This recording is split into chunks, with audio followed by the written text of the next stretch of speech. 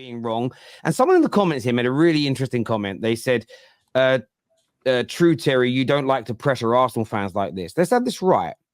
If Arsenal fans say things that are contradictory to one another, me as a host, I'll turn around and say, Souls, do you agree with what Agal just said about this? So to say I don't do this on all match reactions again is a blatant lie. It's disingenuous. And all I'm saying is when you make a claim that Rodri's left isolated and all by himself all the time, I can't sit there and say, yeah, that's true, when we all know that isn't the case. V, I mean, you can jump in on this conversation or give us your overall breakdown of today's game, bro. Yeah, no, I'll do both. I think what often gets hung up when what Professor's outlining is that it's happened too often where Rodri's been isolated. Like the instances where many rivals and even City fans were saying we're so exposed, we're so leaky defensively. It's been situations where he has been the sole one controlling it in defense and also assisting in attack. So that's left us vulnerable in many times, and I think why our record is what it is.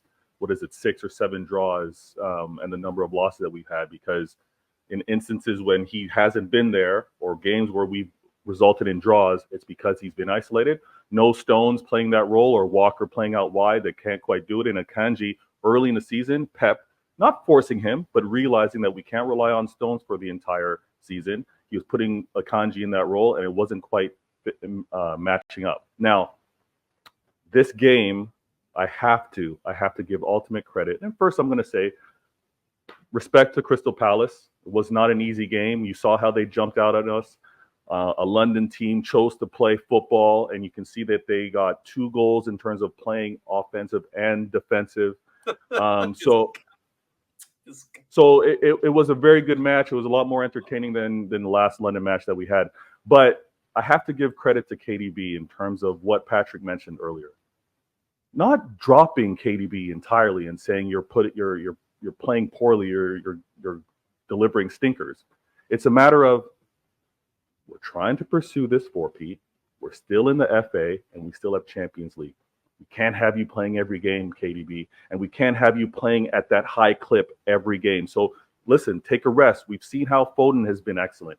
We've seen how even adjusting the system a little bit allows him to maybe chill and relax. And we had to make do without him because of how injured and recovering from his surgery. So I agree. Let's have a lot more rotation moving forward. Let's also continue and let's make sure that we stay within striking distance because there's still a lot to be answered.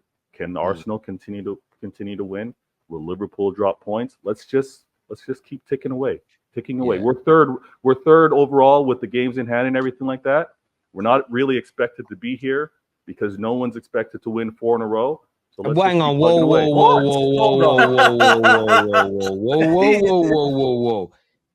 I want to make sure I heard that right. Did you just say that nobody expected City to be in the title race? I said no one expected any club to be competing for 4. Nobody. It's never been done before. This is unprecedented. This has never been seen. All of this is being witnessed for the first time. We're not supposed to be here. Mathematically, historically, we're not supposed to. So let's stay in striking distance and let's see who blinks first. Let's see whether Liverpool drop points or Arsenal, and we move. See, the problem I have with your opinion there, you're right if you look at it from the logic 3 years ago. So 3 years ago, you said City going to do a 4-peat. You'd say no one's ever done it. That's a crazy amount of pressure to put upon us. The problem you now have is you're the best team in the world. Yes, you won a treble last year, but you're still the best team in the world. You have an amazing squad of players. You have one of the most deadliest strikers. You have brilliant defenders, great midfielders. You have the best manager in the world.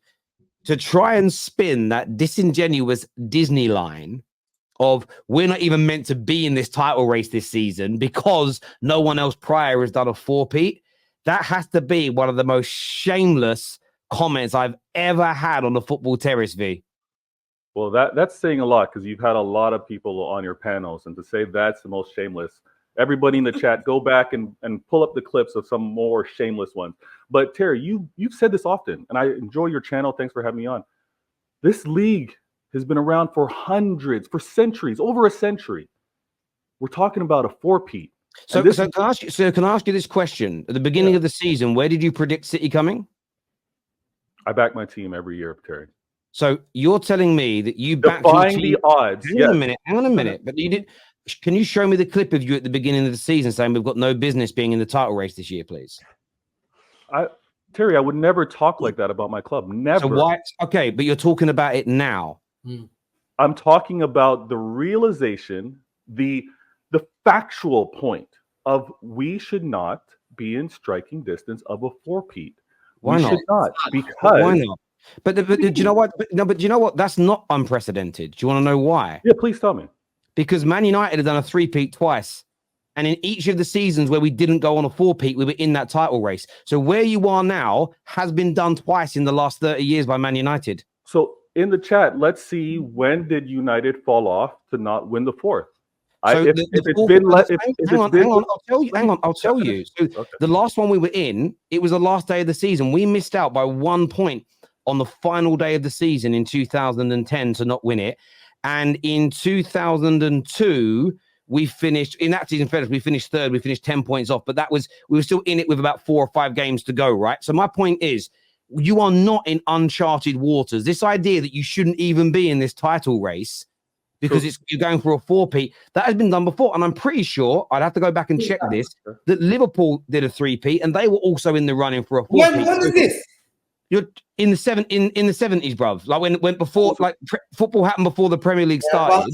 Right? No, we realize that. So the point is, I'm sorry. I know the viewers think I'm going in because it's City. No, it's fine. I don't think you can sit there and paint this underdog mentality. You did a three-peat, amazing feat. You did a treble, best club in the world at this moment in time.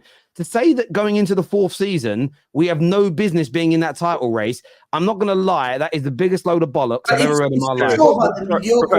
Professor, one second. Terry, I think if we're going to continue to do apples to apples, let's look at what strengths or what weaknesses United had going into that fourth attempt in both instances.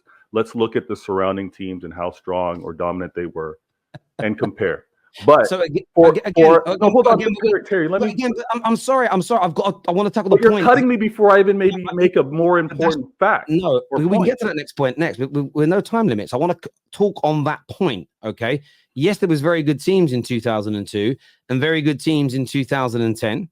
Okay, and there was still very good teams both times, and there's very good teams you're up against now. But none of that negates what you have said. Saying that you, the best team in the world, has no business being in this title race because you'd already done a three-peat is just wrong on every single level. So, Terry, I'm the best club in the world. I'm not currently the best team. You are the best team in the world. The way you and many rivals want to bring up how poorly we bought in the transfer window, that still hits us. That still impacts us. So we're not the same trouble-winning team when you guys all remind me of Gundogan and Mahrez and how poorly I bought in this season. Okay. So when I'm weakened, I'm clear to say, hey, this is not the trouble-winning team. We're doing amazing things, but this is not the same team of last season. Okay, so I could just to round this up, I will say this. You are right. There are some chinks in your armor this year compared to last year. Let's call it a drop-off, because I think you might like that language based on how you're talking. But it is so minimalistic. You're still, in my opinion, the best team in the world. And do you want to know why? You're still the majority of people's favorites to win the Prem. You're the favorites to win the Champions League, and you're the favorites to win the FA Cup. Being favorites, and by the way, most City fans. I'm always favorites, though, Terry. So if you're favorites, okay, how is answer? We're not gonna. I'm asking this rhetorically. If you're the favorites for everything, and you back your team to win everything, you can't possibly sit there and expect us to believe you when you say we have no business being here. Viewers, give us your thoughts and give us your feelings on what was said there, because that's a mad one to me.